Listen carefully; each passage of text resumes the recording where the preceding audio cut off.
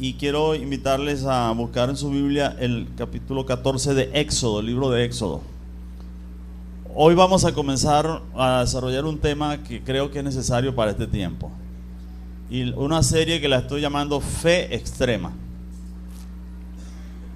Fe Extrema. Ayer estuvimos en una conferencia que organizó la gente de la iglesia León de Judá, Éxodo capítulo 14, y estábamos escuchando a los conferencistas hablar, hacer un dibujo de la crisis que estamos viviendo y qué podemos hacer nosotros ante eso. Anoche los jóvenes hicieron una actividad especial aquí, su celebración trimestral, y hablaban de Pablo Eliú, hablaba de la resiliencia, una actitud, un recurso que se está usando ahorita y que se necesita usar ahorita.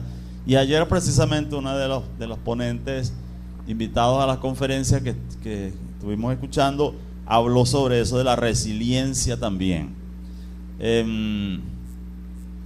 Y yo quisiera que pensemos, quiero invitarlos a pensar en un recurso que estamos necesitando ahorita que nos da resiliencia. O sea, resiliencia es la capacidad de adaptarse a situaciones adversas, salir bien librado, formado, fortalecido y mantenerse de pie. Creo que lo define muy bien Pablo cuando dice: fortalezcanse en el Señor y en el poder de su fuerza, para que cuando termine el día malo ustedes estén todavía de pie, firmes, seguros. Y creo que la Biblia abunda en eso para la iglesia, porque es que cuando nace la iglesia nace en un clima inestable desde el punto de vista político, social, moral. Estas cosas que nosotros estamos enfrentando ahora no son nuevas. Ya Juan el Bautista lo decapitan por arengar, por exhortar a Herodes por adúltero. Ya nosotros sabemos de la historia de lo corrupto que eran estos gobernantes en el pasado, los romanos, los griegos, toda esta gente. Y precisamente estuvimos hablando de los cretenses, la gente de la isla de Creta, que esa isla todavía existe, lo libertino que eran, lo liviano y lo superficiales que eran en su vida moral y espiritual también. Y la iglesia le tocó crecer en ese ambiente de inestabilidad moral, inestabilidad política también, porque estaba el imperio romano, pero el pueblo, sobre todo el pueblo hebreo, era muy disidente, vivía en guerras de guerrillas, y eso creaba inestabilidad. El programa de las viudas de Jerusalén era producto de que muchas mujeres habían enviudado a causa de la guerra, a causa de las ejecuciones que hizo Pilatos y otros gobernantes. Entonces les tocó vivir en un ambiente difícil. Es decir, los hermanos del primer siglo les tocó rudo, como dicen los muchachos, les tocó rudo, bien difícil. De manera que las cosas que se le enseñaron a ellos, si no sirven ahorita a nosotros, que decíamos, yo no pensé, yo lo he dicho, yo no pensé que íbamos a llegar a esto. Y le voy a decir algo, a mí en lo particular no me preocupa tanto lo de la crisis económica como la crisis de valores que tenemos. Y a mí me parece, yo sospecho que la crisis económica tiene su raíz en una crisis de valores, pero me preocupa más la crisis de valores que tenemos. Yo observo que hay una especie de debacle moral increíble. Yo realmente estoy consternado de escuchar lo que escucho, leer lo que leo en las redes, en los medios, en las noticias. Y yo lo he dicho, yo no pensé que yo iba a ver eso. Pensé que eso para mí era apocalíptico. Y bueno, lo estoy viendo, lo estoy leyendo. Y la palabra es consternado por eso. Pero en medio de esta situación, y hoy vamos a ver un poco pensar un poco en todos los ribetes a través de un evento que le pasa al pueblo de Israel extremo, y que cada vez que yo leo ese pasaje o lo recuerdo, ese evento, yo me hago preguntas. Usted sabe que hay algo que lo confronta a uno, y es la fe. ¿Qué tanta fe tengo en el Señor? En su poder, en su providencia. Y aquí hay un hecho que cuando lo leo me hace preguntarme sobre mi fe. Y yo quiero hoy meterlo a usted en ese dilema, por favor. Ojalá logre inquietarlo en ese sentido, en esa dirección, pues inquietarlo para que usted se haga algunas preguntas. Y vamos a ver un evento que yo considero extremo. Allí hubo estrés increíble, al máximo, adrenalina a millón, y se dio una situación de estrés colectivo repentino, pero se sumó a un estrés que ya venía de siglos para el pueblo de Israel, para una población. Yo observo cierta similitud con las cosas que vivimos ahora en esta nación, y he comentado que hay mucha depresión en el ambiente, hay mucho estrés en el ambiente. Usted ve los rostros de la gente y los rostros están desencajados, hay desazón. Ayer nos decían los hermanos, usando algunas estadísticas, que aunque somos un pueblo que no era migrante, es decir, no era nuestra costumbre emigrar, las estadísticas ahorita son históricas. Más de 1 millón de venezolanos está afuera, y una buena cantidad quiere estar afuera. Yo no sé si usted habrá dicho: no me voy porque no puedo, no tengo dónde ir. ¿Y qué más? Tengo que quedar aquí. O no me voy porque tengo mi familia aquí. O no me voy porque tengo proyectos y tengo cosas que tengo que hacer. Pero hay mucha gente pensando en eso. Y eso produce un estrés colectivo en la gente. Y eso explica que usted de pronto, a veces, aunque usted confíe en el Señor, usted se sienta igual como la gente que lo rodea. Porque es como una especie de ambiente, de aroma que nos circunda y nos puede contaminar. Entonces necesitamos enfrentar eso con las armas que nosotros conocemos. Pablo dijo: porque las armas de nuestra milicia no son carnales, sino espirituales y poderosas en Dios para la destrucción de fortalezas y para llevar todo pensamiento cautivo a la obediencia a Cristo, y para levantarse para destruir todo argumento que se levanta contra el conocimiento de Dios. Y en este evento del Antiguo Testamento nos va a enseñar algo bien interesante. Vamos a leer por favor el capítulo 14 de Éxodo, y mire lo que vamos a hacer. Vamos a leerlo como historia y luego lo vamos a leer como poesía. Es el mismo relato en historia, en narrativa, y luego el mismo relato está en un hermoso poema que está inmediatamente en el texto. Éxodo capítulo 14. Habló Jehová a Moisés diciendo: di a los hijos de Israel que den la vuelta y acampen delante de Pi Hahirot, entre Migdol y el mar, hacia Baal Zephón. Delante de él acamparéis junto al mar, porque Faraón dirá de los hijos de Israel: encerrados están en la tierra, el desierto los ha encerrado. Y yo endureceré el corazón de Faraón para que los siga, y seré glorificado en Faraón y en todo su ejército. Y sabrán los egipcios que yo soy Jehová. Y ellos lo hicieron así. Y fue dado aviso al rey de Egipto que el pueblo huía. Y el corazón de Faraón y de sus siervos se volvió contra el pueblo, y dijeron: ¿cómo hemos hecho esto de haber dejado ir a Israel para que no nos sirva?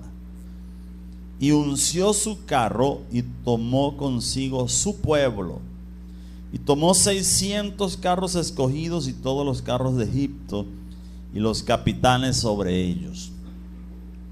Y endureció Jehová el corazón de Faraón, rey de Egipto, y él siguió a los hijos de Israel, pero los hijos de Israel habían salido con mano poderosa.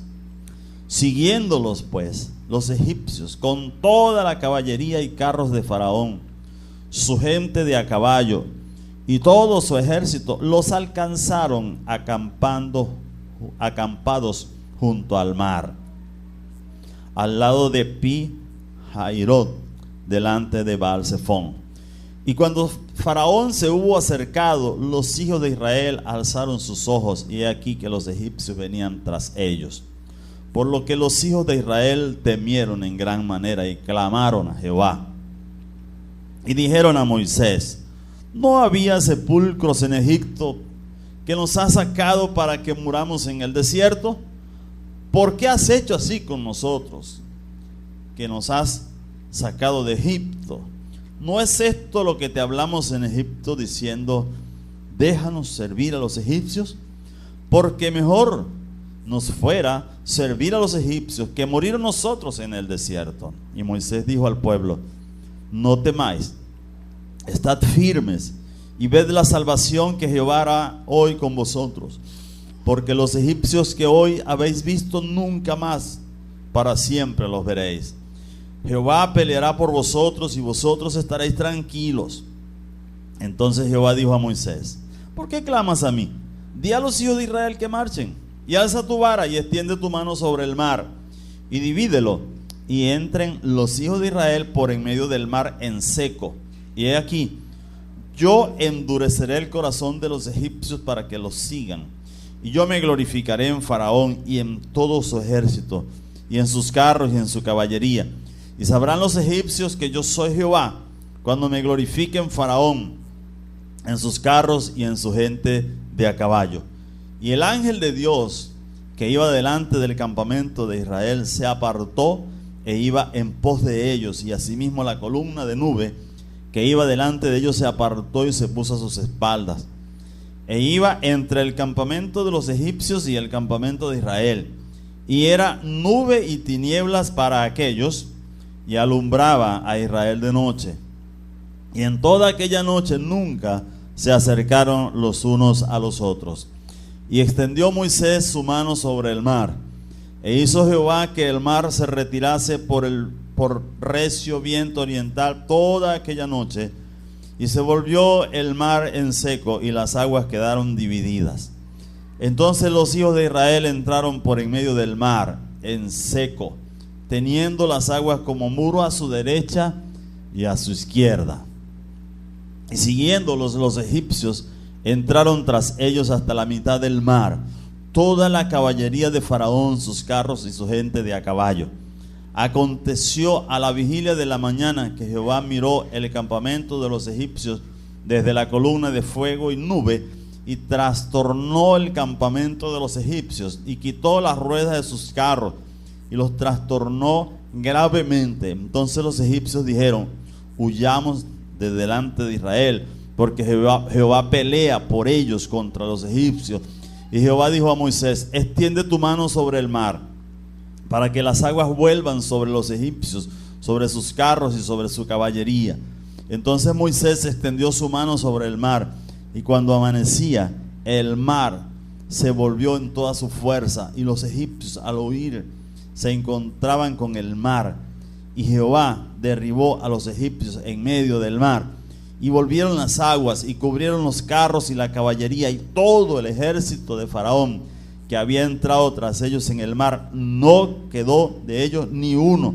Y los hijos de Israel fueron por en medio del mar en seco, teniendo las aguas por muro a su derecha y a su izquierda. Así salvó Jehová aquel día a Israel de manos de los egipcios. E Israel vio a los egipcios muertos a la orilla del mar. Y vio Israel aquel grande hecho que Jehová ejecutó contra los egipcios, y el pueblo temió a Jehová. Creyeron a Jehová y a Moisés su siervo. Antes de leer el poema, rápidamente le comparto lo siguiente. Este pasaje es uno de los pasajes difíciles para los escépticos. Los incrédulos les cuesta entender esto, pero créame que a nosotros también.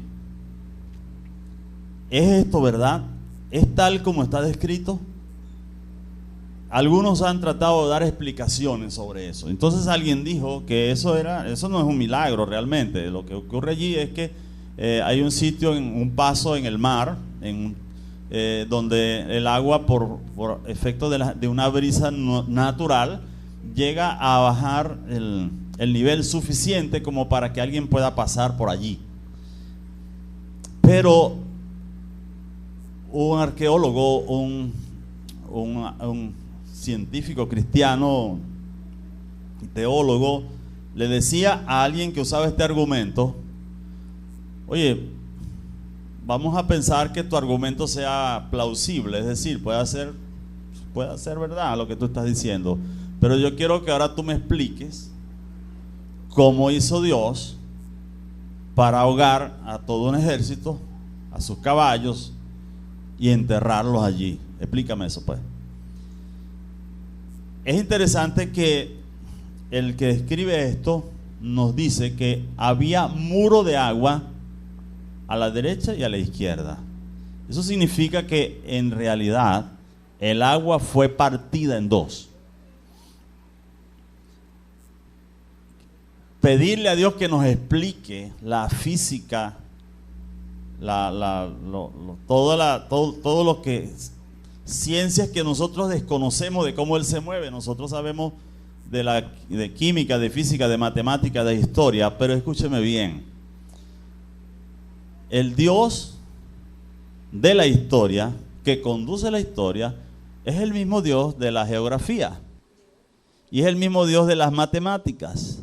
Cuando tú estudias biología, tú ves la mano de Dios allí. Cuando ves la historia, necesariamente ves la mano de Dios allí. Y digo esto porque esto es algo demasiado portentoso que nos confronta a nosotros hoy. Y la pregunta que yo me hago: ¿es el mismo Dios? ¿Es el mismo Dios? ¿Podemos confiar? ¿Será que Él hace estas mismas cosas todavía? Yo creo que ahorita una de las herramientas que necesitamos se llama fe extrema. En esta circunstancia que nos está tocando vivir, una de las herramientas que nos toca usar es lo que se pudiera llamar una fe extrema. El hecho es que hay suficiente investigación ya arqueológica de que sí pasaron por un sitio que ya está identificado, y fue un verdadero milagro, fue una obra poderosa de Dios que quedó en la memoria de dos pueblos y en la memoria de la humanidad. Note que el pueblo hebreo, que está naciendo como pueblo, vive esta experiencia en sus inicios como nación independiente. Pero el pueblo egipcio, que era una potencia mundial, con un despliegue de técnicas y de sabiduría, de conocimiento, se habla de universidades, vio eso también. Que Faraón dijo: ¿qué nos pasó? Nos dejamos sugestionar por este loco de Moisés. Se llevó el pueblo, se llevó la mano de obra para nuestro proyecto. ¿Qué fue lo que nos pasó? Vamos a levantarnos del duelo. Se murió el muchacho, viene otro muchacho, esto se explica, vámonos. Y él presenció, como nadie lo había presenciado, lo que significa enfrentarse al Dios vivo, lo que significa desafiar el poder de Dios. Pero Israel lo vio desde otra perspectiva. Israel vio lo que significa confiar en Dios, lo que significa ser amado por Dios y someterse a hacer caso. Pero quiero leer el poema. El poema está ahí mismo en el capítulo 15, porque Moisés, luego de este evento, describe esto en forma de un poema. Entonces cantó Moisés y los hijos de Israel este cántico a Jehová y dijeron: cantaré yo a Jehová porque se ha magnificado grandemente. Ha echado en el mar al caballo y al jinete. Jehová es mi fortaleza y mi cántico y ha sido mi salvación. Este es mi Dios y lo alabaré. Dios de mi Padre y lo enalteceré. Jehová es varón de guerra. Jehová es su nombre. Echó en el mar los carros de Faraón y su ejército. Y sus capitanes escogidos fueron hundidos en el mar rojo. Los abismos los cubrieron, descendieron a las profundidades como piedra. Tu diestra, oh Jehová, ha sido magnificada en poder. Tu diestra, oh Jehová, ha quebrantado al enemigo, y con la grandeza de tu poder has derribado a los que se levantaron contra ti. Enviaste tu ira, los consumió como a hojarasca. Al soplo de tu aliento se amontonaron las aguas, se juntaron las corrientes como en un montón. Los abismos se cuajaron en medio del mar. El enemigo dijo: perseguiré, apresaré, repartiré despojos. Mi alma se saciará de ellos. Sacaré mi espada, los destruirá mi mano. Soplaste con tu viento, los cubrió el mar. Se hundieron como plomo en las impetuosas aguas. ¿Quién como tú, oh Jehová, entre los dioses? ¿Quién como tú, magnífico en santidad, terrible en maravillosas hazañas, hacedor de prodigios? Extendiste tu diestra, la tierra los tragó. Condujiste en tu misericordia a este pueblo que redimiste. Lo llevaste con tu poder a tu santa morada. Lo oirán los pueblos y temblarán. Se apoderará dolor de la tierra de los filisteos. Entonces los caudillos de Edom se turbarán. A los valientes de Moab les sobrecogerá temblor. Se acobardarán todos los moradores de Canaán. Caiga sobre ellos temor, temblor y espanto. A la grandeza de tu brazo enmudezcan como una piedra. Hasta que haya pasado tu pueblo, oh Jehová. Hasta que haya pasado este pueblo que tú rescataste. Tú los introducirás y los plantarás en el monte de tu heredad, en el lugar de tu morada que tú has preparado, oh Jehová, en el santuario que tus manos, oh Jehová, han afirmado. Jehová reinará eternamente y para siempre. Esta es la descripción.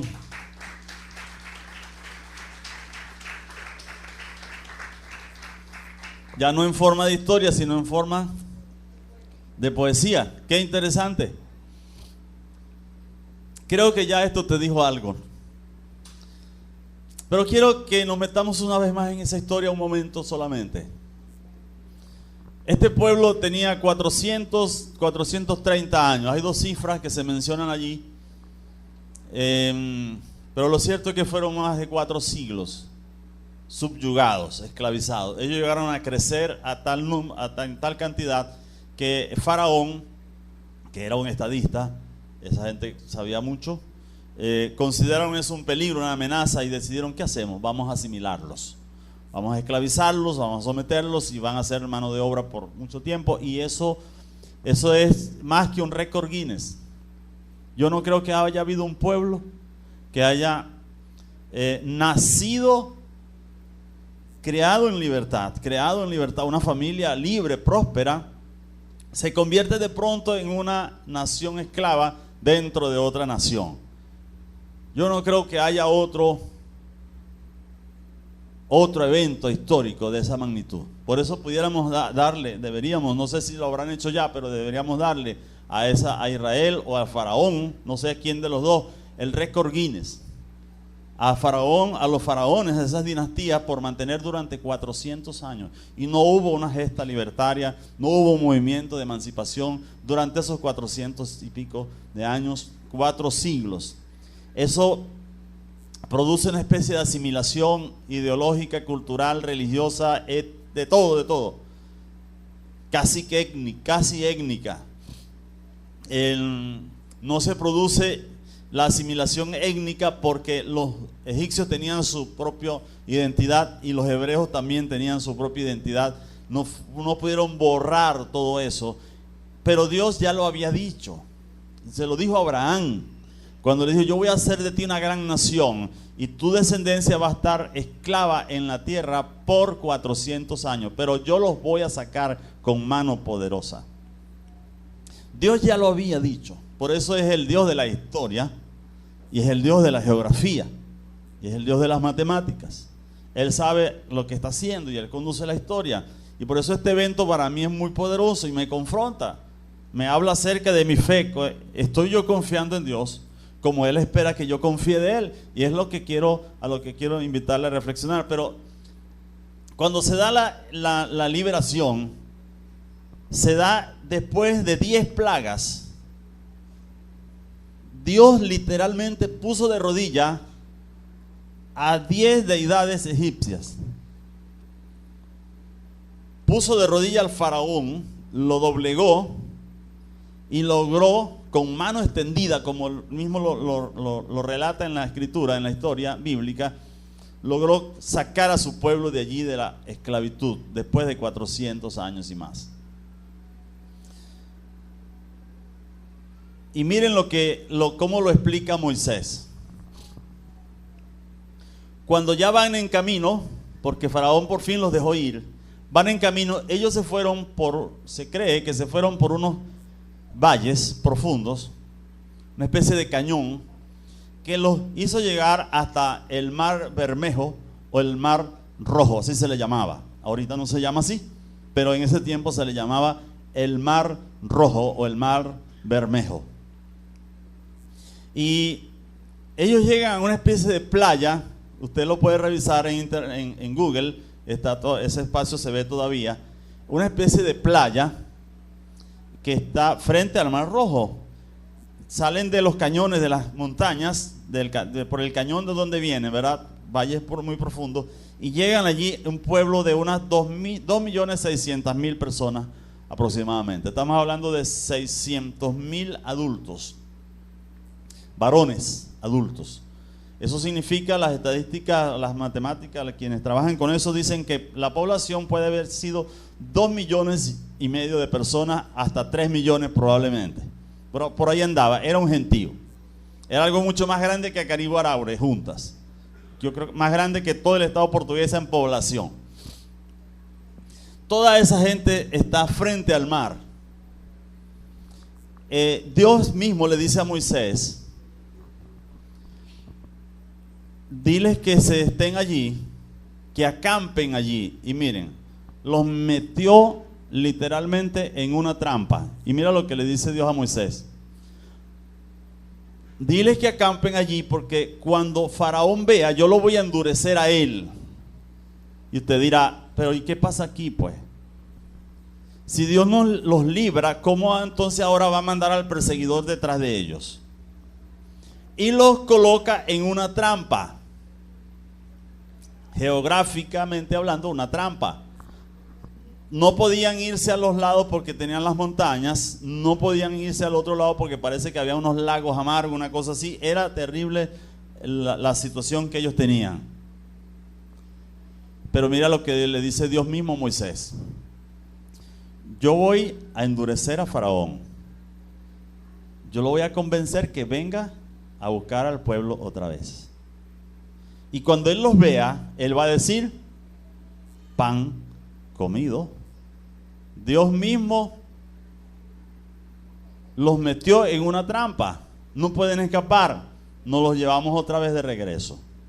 Eso fue lo que pensó el faraón. Pero Dios determinó que él pensara así, y es lo que quiero llamar la atención. Dios es el que da las instrucciones, y yo quiero que usted recuerde eso, no se le olvide eso. Dios es el mismo que da las instrucciones para que ellos caigan en una trampa. Él pudo haberlos guiado por otro lugar, y dicen los estudiosos que allí las arenas, el ejército no se iba a lanzar esa aventura de seguirlos persiguiendo, porque les llevaba ventaja.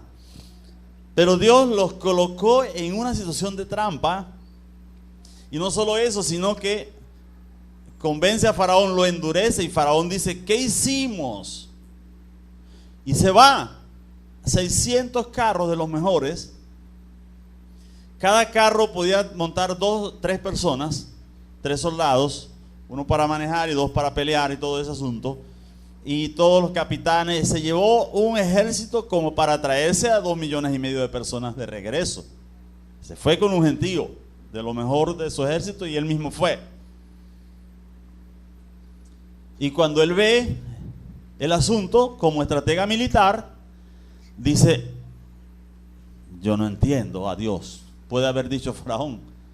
Y me los quitó y me los está poniendo en bandeja de plata. ¿Qué te parece?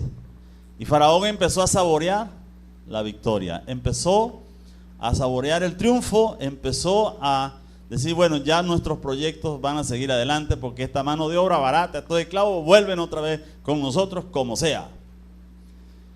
Y se da una conversación de Dios con Moisés.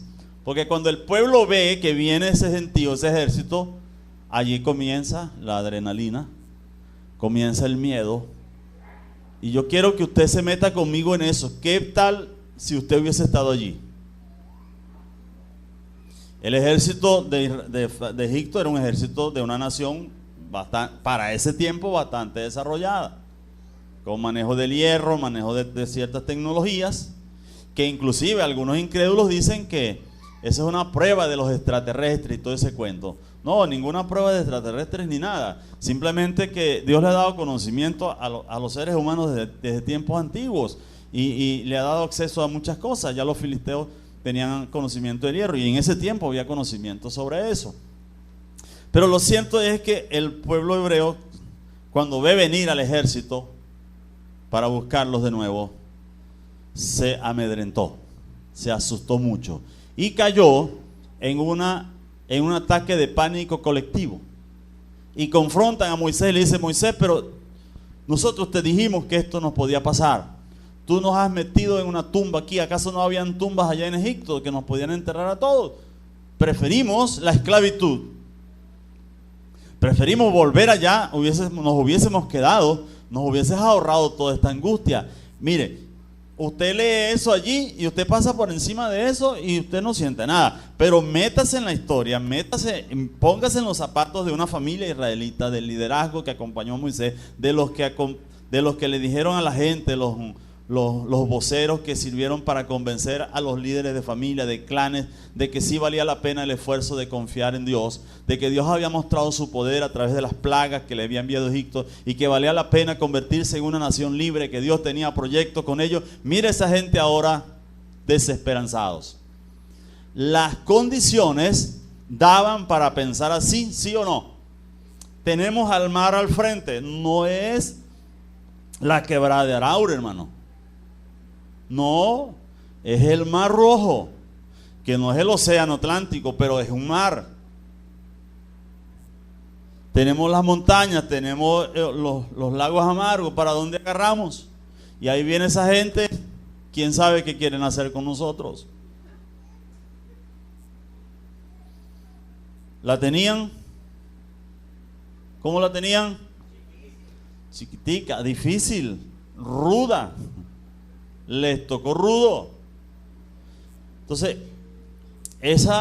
la adrenalina a millón, el pánico carcomiéndolos.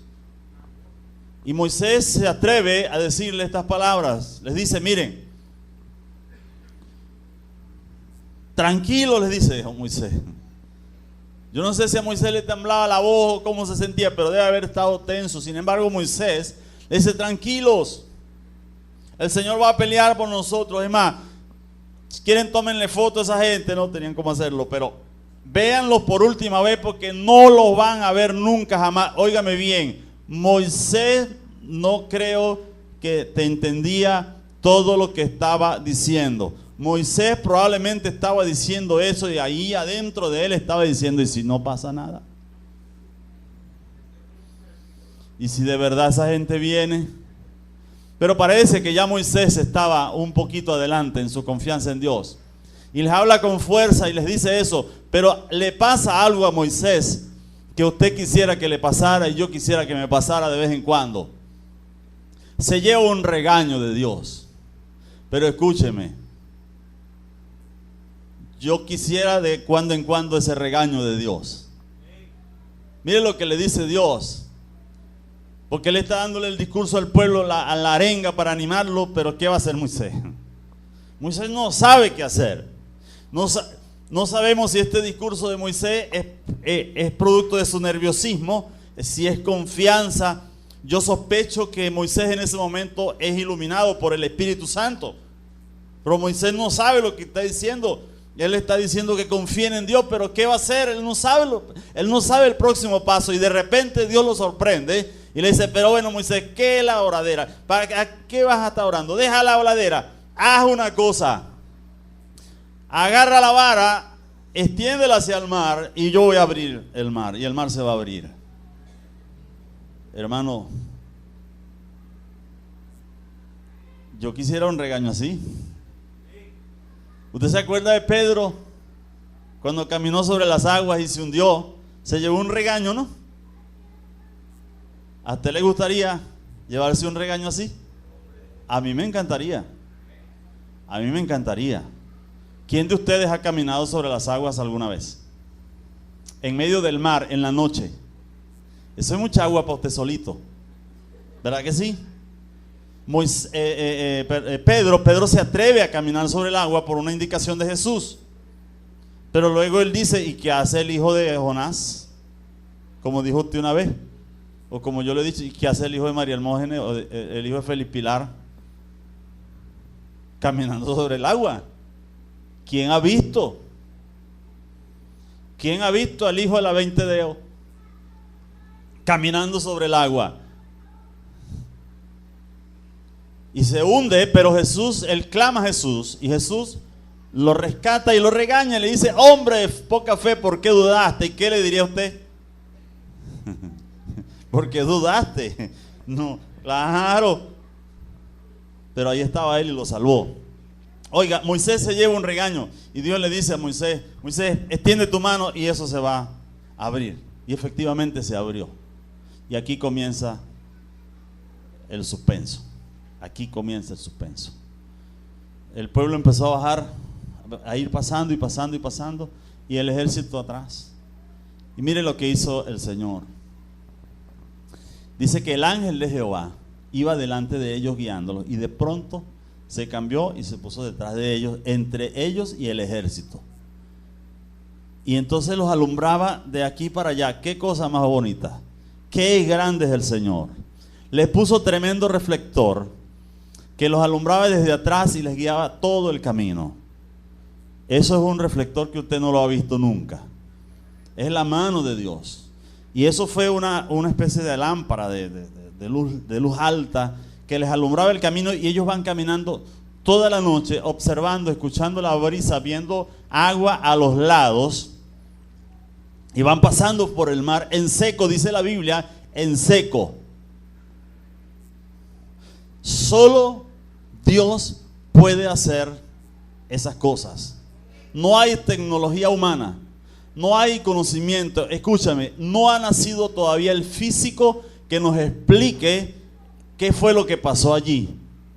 Todavía no ha nacido.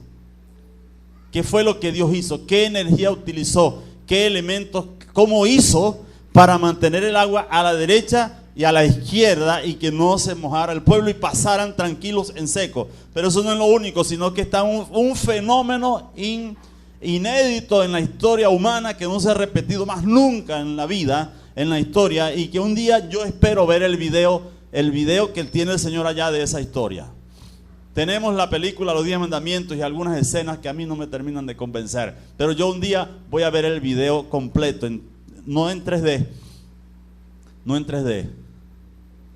no se sabe en qué imagen lo vamos a ver, porque Dios está a siglos luz, a años luz de la tecnología que nosotros hoy conocemos, para que lo sepa. Y es lo que quisiera hacer, que caigamos en cuenta o recordemos de qué tamaño es nuestro Dios y qué cosas puede hacer. Resulta que el ejército egipcio viene detrás y hay una neblina que lo tapa, que lo oscurece y no le permite alcanzar al pueblo hebreo. Entran todos en el mar y el pueblo termina de salir. Toda la noche la pasaron atravesando el mar Rojo, el mar Bermejo. Cuando el pueblo sale cerca del amanecer. El faraón con sus soldados, con sus carros, con sus caballos, con todo, está ya en el mar, todos completos. Y cuando están allá a la orilla, que ya todo el pueblo está a salvo, Dios le dice a Moisés: Moisés, ahora vuelve a extender la vara y yo voy a cerrar el mar. y se tragó literalmente a Faraón, a su ejército, a sus caballos y a sus carros. Los arqueólogos han encontrado en los últimos años las ruedas allí ya tapadas de coral, con coral. Se ha formado coral en las profundidades de ese mar Rojo, evidencia de que allí pasó el ejército egipcio y allí quedaron enterrados sus carros. Pero mira este detalle interesante. La Biblia dice, el historiador dice que el ángel de Jehová, y algunos piensan que el ángel de Jehová allí puede haber sido Jesús, quien aparece como Jesús en el Nuevo Testamento, el Hijo de Dios. Como quiera que sea, era el ángel del Señor, era la presencia del Señor con ellos. Y mire lo interesante, que resulta hasta divertido, diríamoslo así, podríamos decirlo así. Los carros se les dañaron las ruedas misteriosamente para los hebreos, pero quien conoce a Dios dice que no fue misteriosamente, que fue el ángel de Jehová que les dañó las ruedas a los carros del faraón y los desjarretó, o sea, los anuló y no podían huir. Cuando los egipcios se dieron cuenta en la situación en que estaban, ya todo estaba perdido. Y el pueblo de Dios estaba del otro lado, había pasado y había visto la mano de Dios a favor de ellos. Pero esa misma mano de Dios tiene dos caras. Una cara que es la cara que te bendice y la otra cara con la que pelea con tus enemigos. Que pelea con lo que te está azotando, con lo que te está atemorizando. Ese Dios es el mismo hoy y es el mismo por la eternidad. Él se encargó de dejarlo como una marca, una impronta, una marca en el alma colectiva del pueblo hebreo. Quedó escrito aquí en la historia bíblica, quedó en los anales de la historia egipcia, quedó en los anales de la civilización, que un día Dios, por salvar a un pueblo atemorizado que aparentemente estaba en una trampa, ¿quién los metió en esa trampa? Dios mismo los metió allí. Pero Él tenía un plan, Él tenía un propósito, Él tenía un proyecto. Y eso hizo que ellos salieran libres, pasaran en seco el mar. Y el pueblo de Egipto sufrió la más aplastante derrota que ha sufrido en toda su historia. Ya habían sido diezmados por las plagas en su soberbia, y quedó para la historia que no es negocio enfrentarse a Dios, que no es negocio darle la espalda a Dios, que es negocio confiar en el Señor. Yo creo que esto fue escrito para nosotros, para hoy. Por eso yo lo llamo fe extrema. Dios desea que nosotros confiemos en Él, aún en las situaciones más extremas. Y ahorita que nosotros hablamos de situaciones extremas, de precios exorbitantes, de economía montaña rusa, de inestabilidad política, de inestabilidad económica, de todas estas cosas que la gente está hablando y que nosotros escuchamos, Dios desea que nosotros confiemos en Él en estas circunstancias. Y podemos confiar en Él. Espero que quede claro que esta situación de Israel en ese momento muy puntual es mucho más fuerte que lo que nosotros ahora pudiéramos estar viviendo en nuestra situación particular y en la situación colectiva. Algunas veces Dios prepara callejones sin salida para enseñarnos a confiar en Él. ¿Te diste cuenta? Algunas veces, no todo el tiempo Dios te va a meter en una situación sin salida. Pero de cuando en cuando parece que a Dios le encanta hacer eso, para obligarte a confiar en Él. Y quiero aquí resaltar algo sobre la fe, que nosotros a veces nos ponemos filósofos con el asunto de la fe. Y pensamos que la fe es una obra más que nosotros podemos hacer para ganarnos el favor de Dios. Y cuando leemos que Dios dice que a Él le agrada el hombre que confía en Él, nosotros pensamos que la fe es una obra más que nosotros podemos hacer para confiar en Él. No es eso. Pablo dijo que la fe es un regalo de Dios. Es Dios quien inspira fe en nosotros para que confiemos en Él. Es Él el que conduce la vida y nos lleva a situaciones donde Él de alguna manera nos obliga a que confiemos en Él. Y le voy a decir una cosa, ese pueblo ese día no tenía fe, ¿o sí? No tenía fe. ¿Y cómo se salvaron? Por fe. No les quedó otra que obedecer. Entonces la fe no es otra cosa que obedecer a Dios sin preguntar y ir. Es por eso que a Abraham se le llama el padre de la fe. No es que Abraham llegó y dijo, yo tengo fe y por mi fe voy a ir. No, él no dijo eso. Él no se puso filósofo. Él simplemente escuchó un llamado de Dios y atendió a eso y obedeció. Sencillo como eso. Y eso me alienta mucho porque escúcheme bien, yo soy como los discípulos le dijeron un día, y no sé si usted, pero me parezco a los discípulos de Jesús, que de cuando en cuando quiero decirle al Señor, por favor auméntame la fe, porque esta fe que tengo no me alcanza.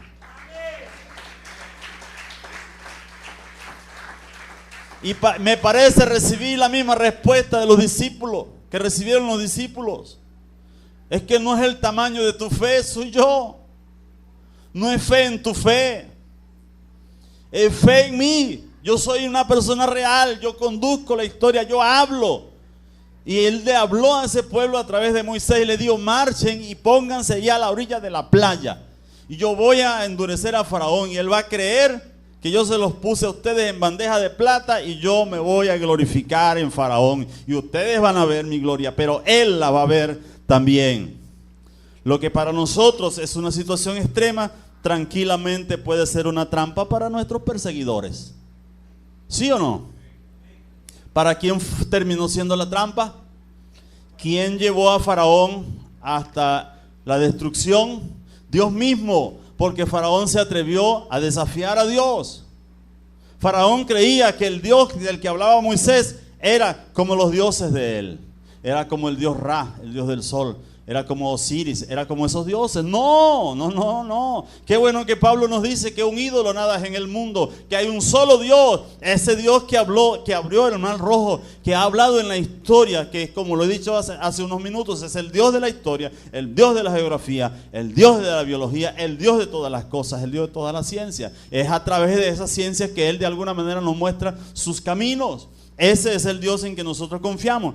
El enemigo, óyeme bien, puede usar todos sus recursos, desplegar toda su agresividad en contra nuestra, pero todo será inútil contra el Dios Todopoderoso.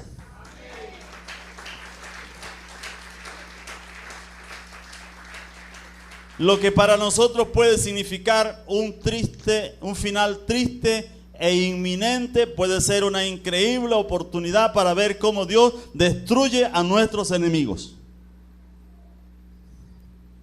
Cuando tú como hijo de Dios te enfrentes a una situación que tú consideras límite, es una oportunidad para ver cómo Dios pelea por ti.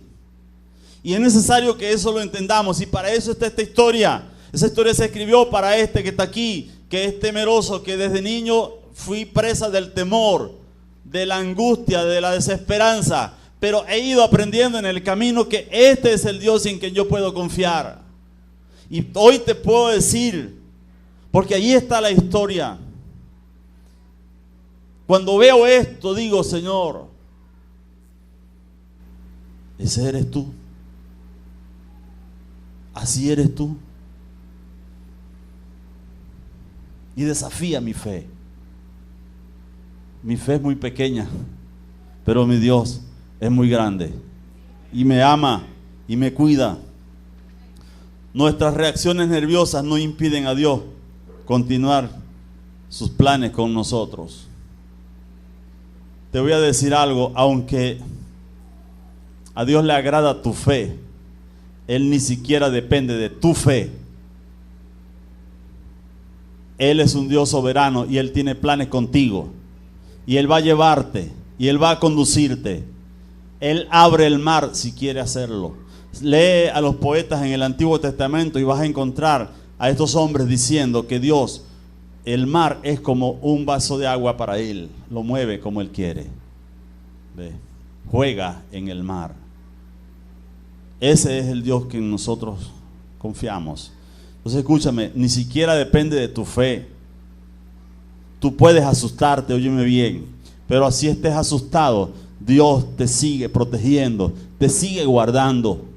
Aunque tú sientas que Él no está contigo, Él sí está contigo. Y Él está sobre tu vida para conducirte, para bendecirte. Y de cuando en cuando Él va a permitir ni siquiera podemos decir a permitir, sino a propiciar algunos eventos en la vida tuya que te van a obligar a buscarlo a Él, a confiar en Él, a clamar a Él, así estés asustado, pero Él va a pelear por ti. Dios siempre va a lograr inspirar nuestros corazones a temer y a la vez confiar en su providencia. Dios es el único que produce una mezcla increíble, una agridulce del alma, del espíritu, una cosa hermosa que más nadie puede producir en nosotros. Temor y confianza juntas. ¿Qué te parece? Y mira cómo lo describe allí. Dice que una vez que Israel ve ese portento, ve la mano de Dios, vio los cadáveres de los egipcios flotando en el mar, en la playa, cuando ya los trajo.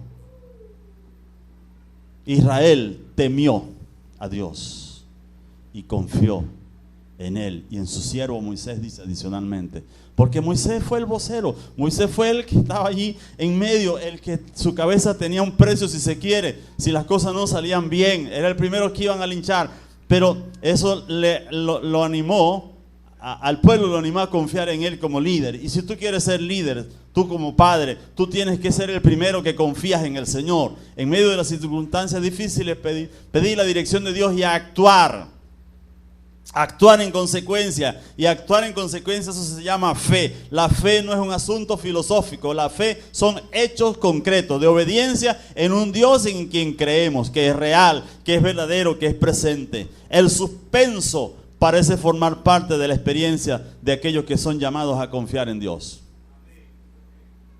Mira, tú no necesitas y no te recomiendo ver películas de suspenso,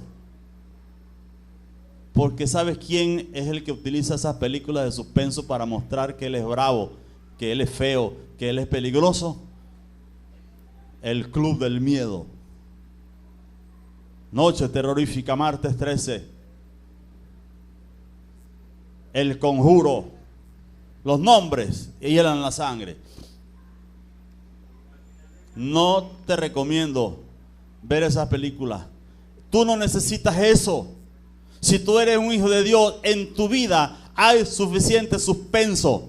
Cuando tú confías en Él, habrá suficiente adrenalina. Él va a pelear por ti y no te produce ese miedo que hiela la sangre, sino un temor saludable que te ayuda a confiar en Él, que inspira tu corazón, que lo anima a clamar a Él y a saber que Él va a proveer, que Él va a sustentar, que Él va a pelear contigo, que Él va a ser tu ayudador, tu salvador. Dios va a hacer cosas portentosas contra nuestros enemigos con el fin de mostrarnos su poder y animarnos a confiar en Él. ¿Cuál era el objetivo de Dios al fin y al cabo? Él lo dice allí. Y lo expresa el pueblo. Y eso era lo que Dios quería. Dios quería arrancar del pueblo, de su pueblo. Lo está formando. Óyeme bien. Este pueblo tiene ese evento y después hace unas cosas desastrosas. Pero Dios le tiene paciencia. Y no lo destruye. Porque está trabajando con Él y estaba pensando en nosotros. A través de ese pueblo nos trajo un Salvador. Y voy a decirte algo, una perla preciosa que está en esta historia, que nos la explica Pablo el apóstol después. Dice que el pueblo de Israel fue bautizado en el Mar Rojo. ¿Sabes qué significa eso? Jesús dice, y la roca que bebieron era Cristo. Fueron bautizados en el mar y en la nube. Y la nube era Cristo. ¿Y sabes por qué el Señor programó que le pusieran Mar Rojo? Porque un día Jesús, el Hijo de Dios, iba a derramar su sangre. Y eso nos iba a redimir. Date cuenta que Moisés dice allí, el pueblo que redimiste. ¿Qué sabe Moisés de la teología del Nuevo Testamento? pero el Espíritu Santo lo inspira a que diga el pueblo que redimiste. Hay una obra portentosa que todo el universo la supo. El Averno, el infierno se enteró de eso para su tristeza, para su desamparo y para su destrucción, que Jesucristo murió por nosotros. Y luego nosotros somos bautizados en Él, bautizados en el Mar Rojo y lavados por su sangre preciosa. Y hoy nosotros somos un pueblo libre para siempre. Más nunca seremos esclavizados por nadie. Por eso somos libres del temor que esclaviza y somos ahora amantes de ese Dios. Le tememos a Él, confiamos en Él, sabemos que Él está de nuestro lado. Nosotros hemos sido acercados a Él, ya no somos enemigos. Entonces ya la mano no es tiniebla, la mano de Dios no es tiniebla para nosotros, sino luz.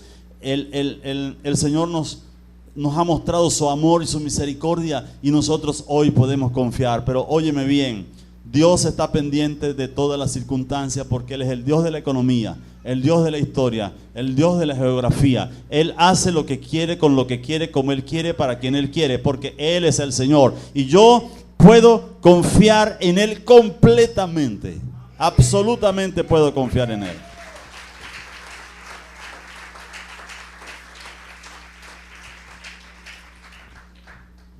Por eso el salmista escribió: alzaré mis ojos a los montes, ¿de dónde vendrá mi socorro? Mi socorro viene de Jehová, que hizo los cielos y la tierra. El Dios que lo hizo todo, el Dios que le puso más límites al mar, ese es el Dios nuestro. De manera que nuestra confianza está en Él. Yo te invito a que de cuando en cuando leas esta historia y te metas allí, como lo hicimos hoy. Te metas allí, te imagines formar parte de ese pueblo. Si quieres, haces el personaje de Moisés, si tú quieres. Si quieres, te imaginas que tú eres una de esas familias que siguió a Moisés, confió en una palabra de liberación, de emancipación, de vida, de una vida nueva. Y disfruta de ver cómo Dios con mano poderosa te pelea por ti. Es interesante. Ese mismo Dios pelea por nosotros hoy. Y yo quiero invitarte hoy a que tú traslades tu confianza de las decisiones que se puedan tomar en materia de economía al Dios que te sustenta y que te fortalece. A Dios no le cuesta cambiar las estructuras si las quiere cambiar, ¿sabes? Para Dios no es nada quitar y poner. Eso para Él no es difícil. Pero tú puedes confiar en Él, en tu situación particular. No te puede arropar la desesperanza, no te puede arropar la tristeza, la desazón, la angustia. Y ve cómo Dios te suple, pone el pan en tu mesa, de manera que tú dices: ¿cómo pasó? ¿Cómo pasó esto? Él no necesita, óyeme bien, Él no necesita que esta economía se estabilice. Mira lo que nos están diciendo por allí, que el año que viene la inflación tranquilamente puede estar en el 3000%. En el 3000%. ¿Usted pensó que iba a haber eso? No. Ya estamos viendo una economía que está en el más del 1000% la inflación. La inflación el año que viene, si no hay correcciones, si no se toman medidas, si no se corrigen algunas cosas, va a estar, se dice que podría estar por encima del 3000%. La inflación. ¿Qué significa eso? Que algo que tú compras en 100 bolívares, puedes estar comprándolo tranquilamente en 3000 bolívares. En 3000 bolívares. Ya tú lo estás viendo. Gente que consigue un artículo por allí y porque ellos se tienen que rebuscar, te lo aumentan 10 veces más y 20 veces más. 10 veces más es el 1000%. Y 20 veces más es el 2000%. y 30 veces más. No pensabas que ibas a ver a la gente haciendo eso. Pero eso forma parte del pánico. Tengo que hacer algo. No quiero robar. No quiero volverme loco. Bueno, voy a vender esto caro. Alguien me lo va a comprar. Y aunque condenamos el bachaqueo y la usura y toda esta inflación desordenada, debemos que entender que eso es parte del pánico y del desorden emocional en que está nuestro propio pueblo. Pero en este mare magnum, Dios va a sacarnos con bien. Y escúchame, la confianza que tú y yo tengamos en el Señor nos va a permitir ejercer un liderazgo en la comunidad, en nuestra familia, generarles confianza. Porque ¿qué vamos a hacer? ¿Nos vamos a entregar a la desesperanza? ¿Nos vamos a morir? ¿Nos vamos a deprimir y no vamos a hacer nada? ¿No vamos a inventar, no vamos a buscar algo con la dirección de Dios y la sabiduría de Dios? No, nosotros tenemos a Dios. Dios abre mares. ¿Tú lo crees? A Dios no le importa abrir el mar rojo. Él quiso usar esa metodología. Él pudo haber hecho otra cosa. Tú sabes que Dios en su soberanía, en su sabiduría, en su tecnología que todavía no conocemos, Él trae arena del Sahara para incorporar fósforo a la vegetación en el Amazonas. Dios hace cosas increíbles a través de los vientos que vienen. Y esa arena, ¿cómo pasa por el mar? Tú y yo no sabemos. Ahí están los científicos viendo a ver cómo explican ese fenómeno. Dios nos pone a echar carreras para ver sus proezas, sus maravillas. Mientras los científicos están buscándole alguna explicación técnica, disfruta cómo Dios pone pan en tu mesa, cómo Dios te da calma en medio de la tempestad, cómo Él te da fuerza para confiar en Él, para no deprimirte, para no caer en el pánico colectivo, sino confiar en Él, confiar en Él, confiar en Él. Nunca habíamos tenido una oportunidad como país de confiar en el Dios de los cielos, en el Dios que hizo los cielos y la tierra. Esta es una oportunidad de oro para nosotros como iglesia, para generar confianza, para decirle a la gente, vamos a salir de esta, Dios nos va a ayudar, vamos a aprender las lecciones, vamos a crecer, vamos a madurar y no seremos los mismos después de esta crisis. Bendita crisis. Bendito sea el Señor que ha tratado con Venezuela, la ha tratado con rudeza, la está asustando, la está haciendo que busque y clame a Él. Y todo el que en esta circunstancia clame al Dios de los cielos, abandone los ídolos, abandone la rapiña de sus manos y busque a Dios, va a ver para bien la gloria de Dios. Pero todo el que se entregue